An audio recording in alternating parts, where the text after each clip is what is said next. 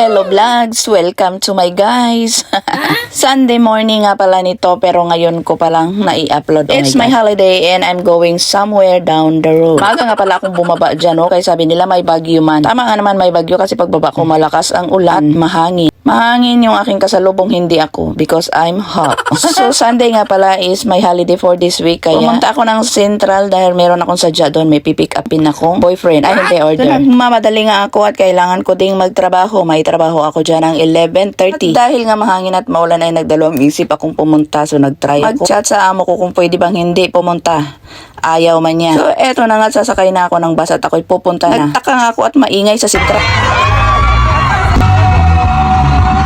Ay, sos kay may show, manda yung mga idol ko, lalo na yan si Jose. Idol ko talaga yan, crush ko talaga yan ba? Oo, babae talaga ako kasi nagkakagusto ako sa lalaki, char. So, dito nga ay may pinipick up ako na order ko dahil may bibigyan akong kaibigan. Wow. So, dahil nga hindi ako masyadong nagagala dito sa Central, so masyado akong minsan na-ignorante bakit madaming tao. Kasi pagpunta ko dito, wala talaga itong mga ganito. Nagpupunta ako ng Central pero ibang araw. Kaya nagtaka ako, ang gulo, ang daming tao, tsaka ang daming arrangement. Ng mga speakers, mga mic. Tapos maulan pero andyan pa rin yung ating mga kababayan. O naghanda pa yan sila kasi meron din silang sayaw. May special participation sila o may iba din silang show. So, pili kayo dyan sa green, sa blue, or sa red. Basta ako nga pala ay dadaan lang dito at ako'y magtatrabaho talaga. Ayaw ng amo ko na ako'y mag-absent. So, kahit man tayo ako, ambot, tinatamad. Kailangan ko magtrabaho. Hindi obra yung aking tatamad-tamad kasi sayang din yung aking income for today kung hindi ako pupunta.